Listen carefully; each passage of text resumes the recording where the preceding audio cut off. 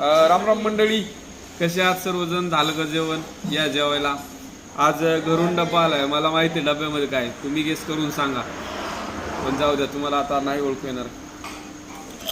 घरून आलं आहे मस्तपैकी वरणफळ.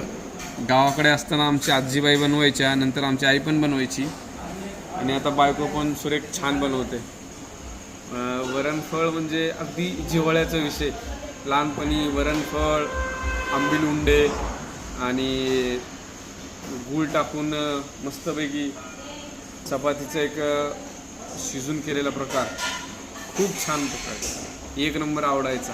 पण आता लहान मुलांना घरच्या काही जास्त आवडत नसल्यामुळे हा प्रकार सरासरी आता कमीच व्हायलेत आणि जवळपास बऱ्याच घरी हे बंदच झाले.